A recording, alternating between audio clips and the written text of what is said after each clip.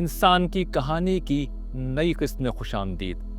آج پروگرام کا آغاز ہم حاضرین کے ایک سوال سے کریں گے۔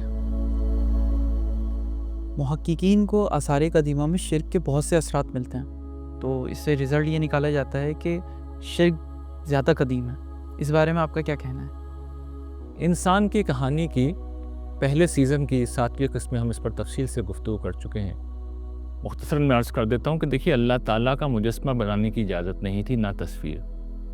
اسی طریقے سے یہ جو زمانہ قدیم ہے، قبل از تاریخ کا جو زمانہ ہے، اس میں تحریری ریکارڈ نہیں ملتا، تو وہاں تو ہمیں پتہ بھی نہیں چل سکتا کہ کہیں پہ یہ بات بیان ہوئی ہو کہ خدائے واحد کی عبادت کی جاتی ہے۔ جہاں تک اقوام کا تعلق ہے تو ہم یہ جانتے ہیں کہ قومیں تباہ ہو گئیں مگر انہوں نے شرک نہیں چھوڑا۔ تو ان حالات میں شرک کے آثار تو مل سکتے ہیں، توحید کے آثار نہیں مل سکتے۔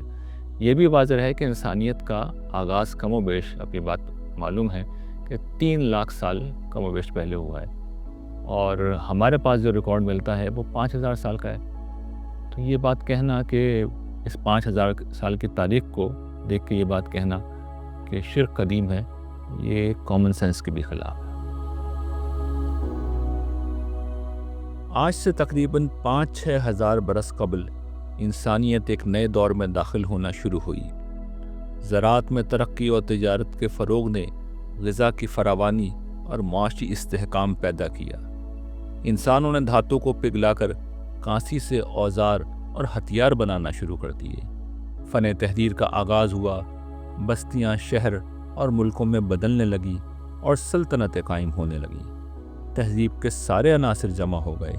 مشرق وسطیٰ میں عراق کی سمیری تہذیب، وادی سندھ میں موجو داڑو اور ہڑپا کی تہذیب، اور اس کے علاوہ قدیم چینی اور مصری تہذیبیں دنیا کے نقشے پر ظاہر ہوئیں اور ایک عالمی دور شروع ہوا۔ اس دور میں اللہ تعالیٰ کی نعمتیں جتنی بڑی، انسانیت کی سرکشی اور گمراہی بھی اتنی ہی زیادہ بڑھنا شروع ہو گئی۔ شرک کو ریاستی سرپرستی حاصل ہوئی اور دنیا بھر میں اسے عمومی فروغ حاصل ہوا۔ اہل توحید کے لیے جینے کی راہیں بند ہونے لگیں۔ عاد و سمود کے بعد سے اس دور کے آغاز تک اللہ تعالیٰ نے مختلف اقوام کی طرف پے در پہ رسول بھیجے، مگر ان کی دعوت کو جھٹلا دیا گیا۔ نتیجے کے طور پر عاد و سمود کی طرح اللہ تعالیٰ نے ان کی بستیوں کو تباہ کر کے انہیں کہانیاں بنا دیا۔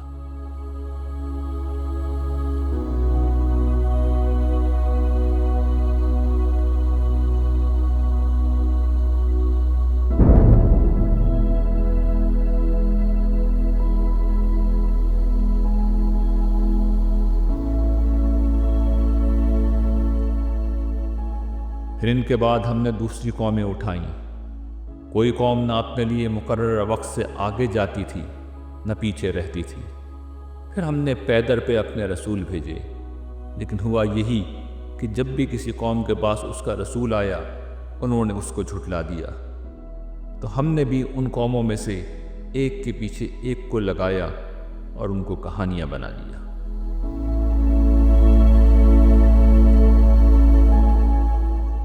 تہذیبوں کے آغاز کا یہ دور، نعمتوں کی فراوانی کا یہ دور، خدا فراموشی اور شرک کے عالمی فروغ کا بھی دور تھا۔ اس دور میں شرک ایک مذہب نہیں رہا بلکہ ایک جبر بن گیا تھا۔ بادشاہ اہل مذہب کے ساتھ گٹھ جوڑ کر کے خود کو خدا کا جسمانی ظہور قرار دیتے اور خدا بن کر لوگوں پر حکومت کرتے۔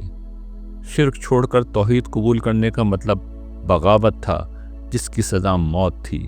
چنانچہ دنیا بھر میں خدا پرستوں کا نام و نشان مٹنے لگا تھا۔ سر، کہیں ایسا نہیں لگتا کہ اسلام میں غیر مسلموں کے لیے کافی جبر ہے؟ کیونکہ ہم دیکھیں ہیں کہ اگر ابھی بھی جدید اسلامی ریاستوں میں غیر مسلموں کے ساتھ کس طرح کا سلوک کیا جاتا ہے، کتنا جبر کیا جاتا ہے، بلکہ صرف غیر مسلم نہیں، خود مسلمانوں کے ساتھ اکثر احکامات جبراً منوائے جاتے ہیں۔ ایسا کیوں ہے؟ دیکھیے، اسلام اور مسلمانوں کے درمیان ہمیشہ جو فرق ہے اسے ملحوظ رکھنا چاہیے۔ اسلام کی نمائندگی مسلمان نہیں کرتے، اللہ اور اس کے رسول کی جو تعلیمات ہیں جو قرآن مجید و سنت میں ہیں وہ کرتی ہیں۔ وہاں پر رسول بالکل واضح ہے کہ لا اکراہ فی الدین۔ اب جو کچھ مسلمان کرتے ہیں اس کی کوئی ذمہ داری نہ اللہ پہ ہے نہ اس کے رسول کے اوپر ہے۔ اللہ تعالیٰ کی اسکیم یہ ہے کہ لوگ اپنی مرضی سے خود اپنی ذات کو اللہ کے حوالے کریں، یہی اسلام کا مطلب ہے، اس کے سامنے سرنڈر کریں۔ جنت اس کا بدلہ ہے، زبردستی اگر کی جائے گی تو پھر اجر کس بات کا؟ مشرکانہ جبر کا یہ وہ پس منظر تھا جس میں یہ فیصلہ ہوا کہ اب ایک پوری قوم کو توحید کا علم بردار بنایا جائے جو دنیا کے وسط میں رہے اور شرک کے بالمقابل توحید پر مبنی ایک معاشرے کا زندہ نمونہ بن کر دنیا کے سامنے کھڑی ہو۔ اس مقصد کے لیے آج سے 4000 برس پہلے ایک ایسی عظیم ہستی کی بطور رسول بعثت ہوئی جس کے لیے مقدر تھا کہ اس کی اولاد ہمیشہ کے لیے انسانی تاریخ کا دھارا بدل دے۔ یہ ہستی ابو الانبیاء حضرت ابراہیم علیہ السلام کی تھی۔ حضرت ابراہیم کو 2 مشن تفویض کیے گئے تھے۔ پہلا وہی جو تمام رسولوں کو دیا جاتا ہے کہ اپنی قوم میں توحید کی صدا بلند کریں۔ دوسرا یہ کہ ان اقوام کی داغ بیل ڈالیں جنہیں ان کے بعد توحید کا علمبردار بن کر دنیا کے سامنے کھڑے ہونا تھا۔ قرآن مجید نے حضرت ابراہیم کی قوم کو ان اقوام میں سے ایک کے طور پر بیان کیا ہے جن کو رسولوں کے انکار کے جرم میں تباہی کا سامنا کرنا پڑا تھا۔ کیا انہیں ان لوگوں کی خبر نہیں پہنچی جو ان سے پہلے گزرے؟ نوح کی قوم، عاد و سمود، ابراہیم کی قوم، مدین والے اور ان بستیوں کی خبر جنہیں الٹ دیا گیا۔ ان کے رسول ان کے پاس کھلی کھلی نشانیاں لے کر آئے، سو ایسا نہ تھا کہ اللہ ان پر ظلم کرتا، بلکہ وہ خود ہی اپنی جانوں پر ظلم کرتے رہے۔ اے پیغمبر، اگر یہ تمہیں جھٹلاتے ہیں تو اس پر تعجب کیوں؟ ان سے پہلے نوح کی قوم، عاد و سمود بھی جھٹلا چکے ہیں، ابراہیم کی قوم، لوط کی قوم بھی، اور مدین کے لوگ بھی، اور موسیٰ کو بھی اسی طرح جھٹلایا گیا تھا۔ پھر ان کے منکروں کو میں نے کچھ ڈھیل دی، پھر ان کو دھر لیا، تو دیکھو کہ کیسی ہوئی میری پھٹکار۔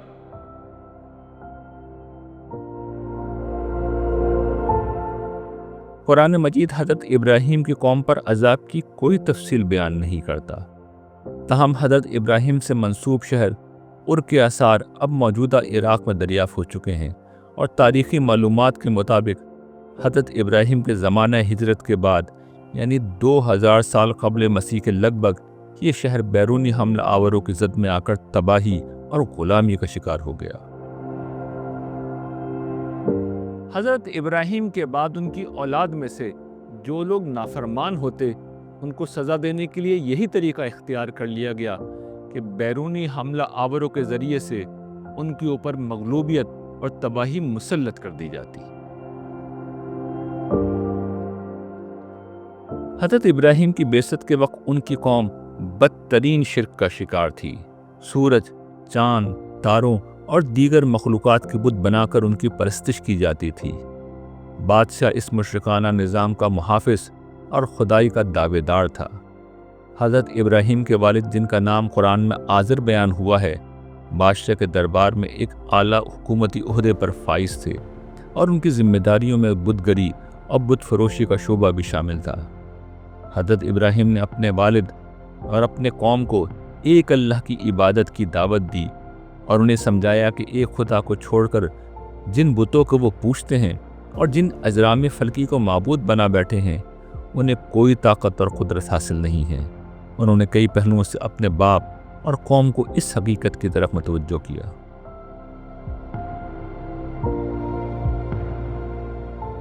تم اللہ کو چھوڑ کر محض بتوں کو پوج رہے ہو اور اس کے لیے جھوٹ گھڑتے ہو۔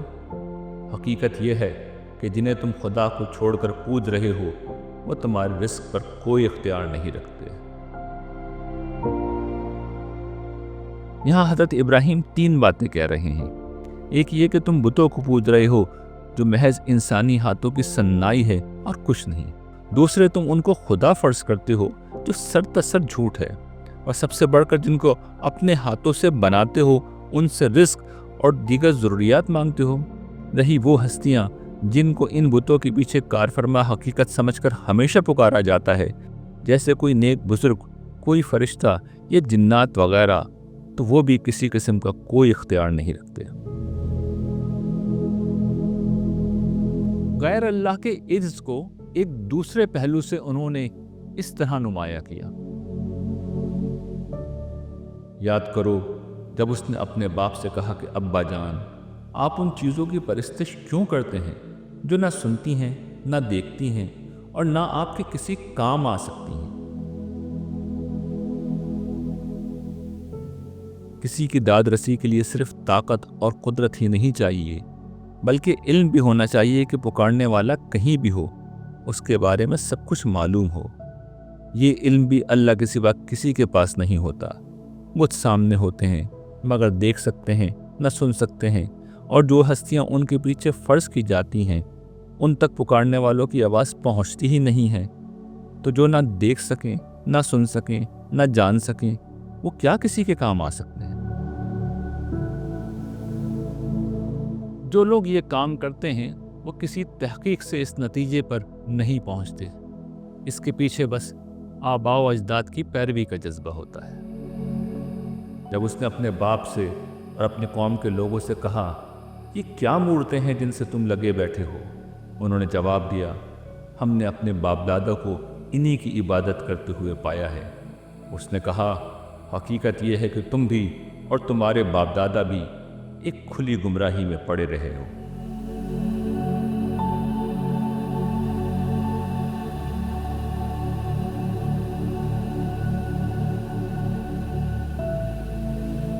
جو کام علم و عقل کے ہر پیمانے پر غلط ہو وہ اس لیے درست نہیں بن جاتا کہ اسے باپ دادا کیا کرتے تھے۔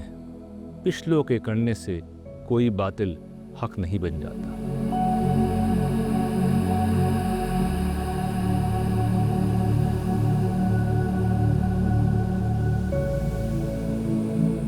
آسمان پر چمکنے والے سورج، چاند اور تاروں نے انسانوں کو ہمیشہ متاثر کیا ہے۔ زمانہ قدیم میں انسانوں نے اپنے توہمات میں گرفتار ہو کر بارہا ان کو معبود بنایا اور ان کی عبادت شروع کر دی۔ یہی مسئلہ قوم ابراہیم کا بھی تھا۔ حضرت ابراہیم نے بڑے سلیقے سے تاروں، چاند اور سورج کے حوالے سے اپنی قوم کو ان کی اس غلطی کی طرف اس طرح متوجہ کیا۔ ابراہیم کو ہم اسی طرح زمین اور آسمانوں کی بادشاہی کا مشاہدہ کراتے تھے تاکہ وہ اپنی قوم پر حجت قائم کرے اور خود بھی ان لوگوں میں سے ہو جائے جو پورا یقین رکھنے والے ہوں۔ چنانچہ ایک دن جب اس پر رات طاری ہوئی تو اس نے تارا دیکھا اور لوگوں کو متوجہ دیکھ کر کہا، یہ میرا رب ہے۔ پھر اسی طرح کے ایک موقع پر جب تارا ڈوب گیا تو اس نے کہا، میں خدائی کے لیے ان کو پسند نہیں کر سکتا جو ڈوب جاتے ہیں۔ پھر ایک دن جب چاند کو چمکتے دیکھا تو کہا، یہ میرا رب ہے۔ لیکن جب وہ بھی ڈوب گیا تو اس نے کہا، اگر میرے پروردگار نے میری رہنمائی نہ فرمائی تو میں گمراہ لوگوں میں سے ہو کر رہ جاؤں گا۔ پھر ایک دن جب سورج کو چمکتے دیکھا تو کہا، یہ میرا رب ہے، یہ سب سے بڑا ہے۔ لیکن جب وہ بھی ڈوب گیا تو اس نے اپنی قوم کو مخاطب کر کے کہا، میری قوم کے لوگوں، میں ان سب سے بری ہوں جنہیں تم خدا کے شریک ٹھہراتے ہو۔ میں نے یکسو ہو کر اپنا رخ اس ہستی کی طرف کر لیا ہے جس نے زمین اور آسمانوں کو پیدا کیا ہے، اور میں ہرگز شرک کرنے والوں میں سے نہیں ہوں۔ حضرت ابراہیم کی دعوت کا اسلوب بڑا دلچسپ تھا۔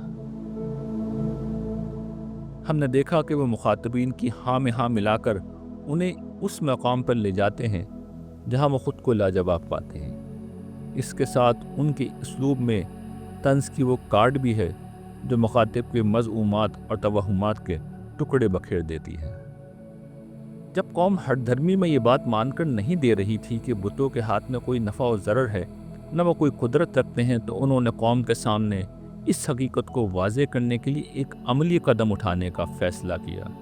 ایک رات قوم کے لوگ کسی میلے وغیرہ کے لیے شہر سے باہر چلے گئے تو انہوں نے بت گدے میں موجود بڑے بت کے سوا تمام بتوں کو توڑ ڈالا۔ لوگ واپس آئے اور یہ دیکھا تو انہی پہ شک گیا اور ان کو بلا لیا گیا۔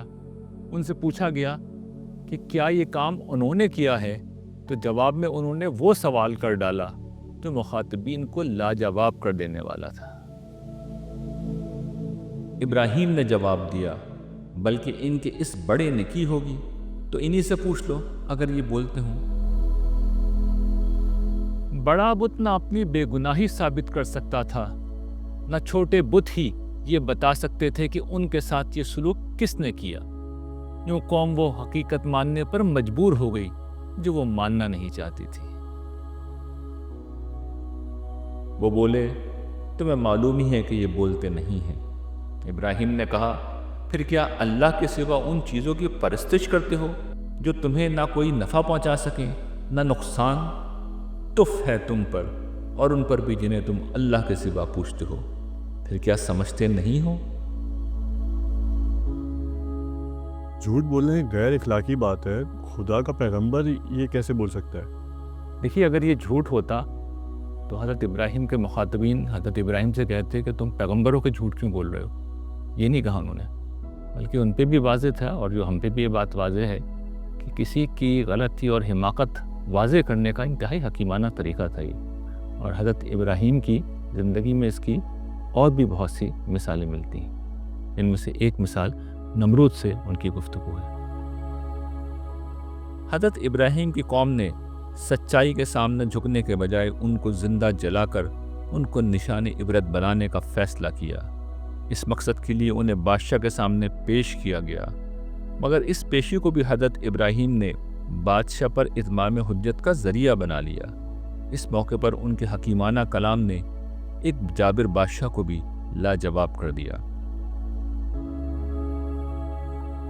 क्या तुमने उस शख्स को नहीं देखा जिसने इब्राहिम से उसके परवरदिगार के मामले में हुज्जत करना चाहिए, इसलिए कि अल्लाह ने उसे इख्तिदार अता फरमाया था? उस वक्त जब इब्राहिम ने उससे कहा कि मेरा परवरदिगार तो वो है जो मारता और जिलाता है, उसने जवाब दिया कि मैं भी मारता और जिलाता हूँ। हज़रत इब्राहिम ने बादशाह के सामने खुदा का ये वस्फ बयान किया था कि तमाम मखलूक़ात की पैदाइश और मौत अल्लाह के हाथ में है, मगर उसने कच बहसी में इस बात को बहुत सच्चे तरीके पर लिया और दो कैदियों को दरबार में बुलवा कर एक की गर्दन उड़ा दी और दूसरे को आज़ाद कर दिया। यूं गोया अपनी खुदाई साबित कर दी। हज़रत इब्राहिम बादशाह से बहस करने के बजाय उसे उस मैदान में ले गए जहां वो हर एतबार से आजिज़ था। इब्राहिम ने फौरन कहा, अच्छा तो यूं है कि अल्लाह सूरज को मशरिक से निकालता है, तुम ज़रा उसे मगरिब से निकाल लाओ। सो ये सुनकर वो मुनकर हक़ बिल्कुल हैरान रह गया। और हकीकत ये है कि इस तरह के जालिम लोगों को अल्लाह कभी हिदायत नहीं देता। दलील के मैदान में कौम की तरह बादशाह की बेबसी भी बिल्कुल वाज़ेह हो चुकी थी। चुनाचे उसने आपको आग में जिंदा जलाने की सज़ा सुना दी। आग दहकाई गई और आपको आग में जिंदा फेंक दिया गया। मगर हज़रत इब्राहिम खुदा के रसूल थे और रसूलों के बाब में खुदा का फ़ैसला ये होता है कि दुश्मन उनको मगलूब नहीं कर सकते। चुनाचे अल्लाह ताला ने न सिर्फ उनको बचा लिया बल्कि उनके अपने वजूद को बादशाह और पूरी कौम पर आखिरी इत्माम हुज्जत का ज़रिया बना दिया। हमने हुक्म दिया कि ए आग, तो इब्राहिम के लिए ठंडी हो जा और सलामती बन जा। उन्होंने चाहा था कि इब्राहिम से निजात के लिए उसके साथ एक चाल चले, मगर हमने उनको बुरी तरह नाकाम बना दिया। अब कौम पर हुज्जत तमाम हो गई और मौका आ गया था कि वो हिजरत कर जाएं। चुनाचे वो अपनी कौम को छोड़कर चले गए। इसके बाद तारीख बताती है कि उनकी कौम को बेरहम दुश्मनों के हवाले कर दिया गया, जिन्होंने उनको तबाह बर्बाद कर दिया और उनके बातिल माबूद उनको बचाने वाले ना बन सके।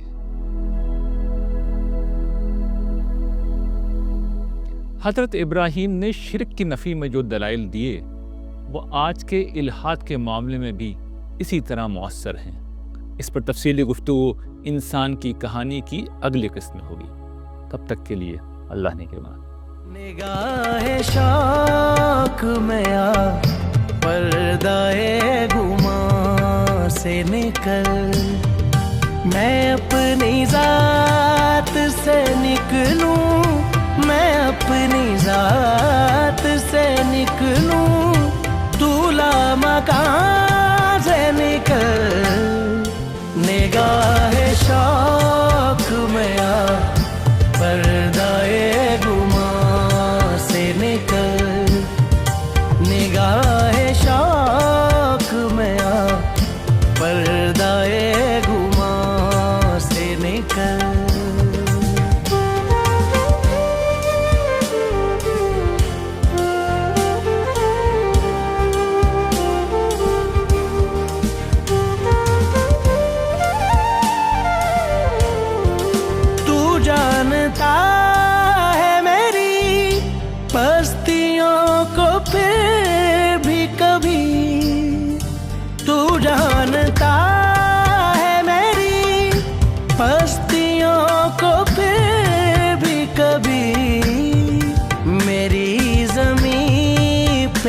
उतर अपने आसमां से निकल, मेरी ज़मीं पे उतर अपने आसमां से निकल।